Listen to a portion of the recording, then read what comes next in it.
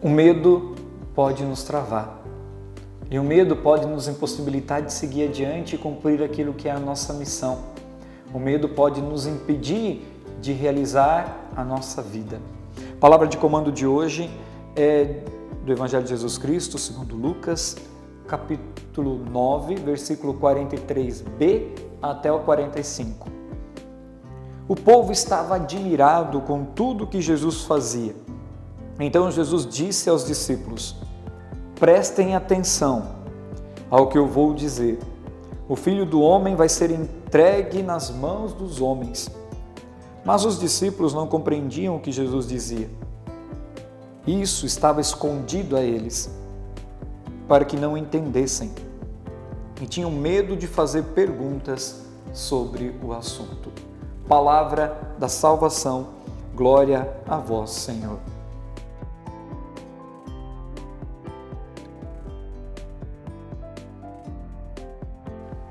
Aqui nós precisamos prestar atenção em alguns fatores desse texto bíblico. Primeiro, a admiração do povo. O povo ficava admirado com Jesus. Olhava para Jesus, rezava a cura, rezava a libertação, trazia palavra de paz, trazia palavra de conforto e o povo ficava admirado. E como não se admirar com Jesus, né?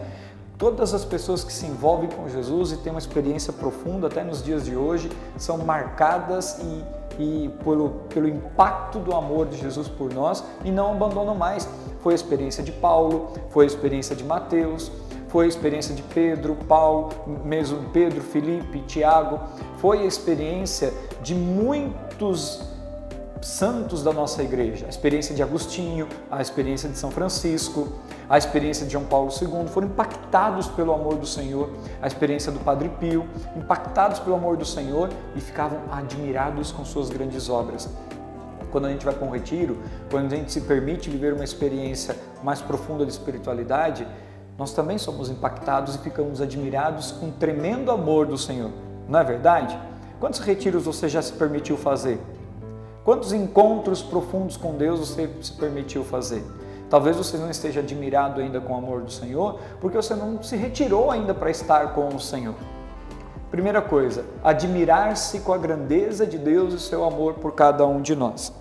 Segundo, é preciso prestar atenção no que Ele nos diz, porque o ser humano tem medo do sofrimento. Nós temos medo de sofrer. Porém, estava ouvindo um pensador na aula que eu estou fazendo de pós-graduação em logoterapia, que disse assim: olha, nesse mundo já pisou alguém sem pecado, mas nunca pisou ninguém que não sofreu. Nesse mundo já pisou um sem pecado, o nosso próprio Mestre e Senhor Jesus Cristo, mas sem sofrer ninguém, porque até o nosso Mestre e Senhor Jesus Cristo sofreu. Ou seja, faz parte do sofrimento tudo aquilo, toda a nossa vida. Todos nós vamos passar por sofrimento de uma forma ou de outra. Todos nós vamos enfrentar o sofrimento ou na área financeira, ou na área da saúde, ou na área psíquica. Hoje, quantos que sofrem, mais uma vez gosto de retomar com as síndromes de hoje em dia, da ansiedade, do pânico, da depressão. Quantos que sofrem por causa da solidão, por causa da falta de sentido. E ao invés de descobrirem o sentido da vida para além do sofrimento, porque, queira ou não, cá entre nós, o sofrimento nos amadurece, o sofrimento nos faz crescer. Veja, quando a gente vai para a academia, para que o músculo cresça, a gente precisa machucar o músculo. Crescer é um ato de sofrer. Para crescer, os nossos ossos, eles precisam, de certa forma, se esticar, eles vão se rompendo e vão crescendo. Só que o nosso corpo já assimilou essa dor e nós não sentimos essa dor do crescimento dos nossos ossos, nossos músculos, mas quando criança é mais nítido perceber isso. Mesmo assim, a nossa alma, mesmo assim, nosso interior, é preciso, às vezes, passar pelo sofrimento e o ser humano é capaz de vencer o sofrimento. O ser humano é capaz de vencer toda a dor, porque o amor e a intenção que eu coloco no amor e nos gestos me levam para além daquilo que eu estou sofrendo. Talvez eu não descobri um motivo ainda para vencer o sofrimento e que eu preciso descobrir. Jesus tinha um motivo, nos trazer a salvação, e nós temos um motivo, alcançar a salvação. E as pessoas tinham medo de fazer perguntas de Jesus, ou seja, tudo que envolve o sofrimento eu tenho medo, então, eu não vou mexer, eu não vou perguntar, eu não quero conhecer. Meu pai, que já está na glória, junto de Deus, intercedendo por nós, diz assim, eu não vou para o médico porque quem procura acha.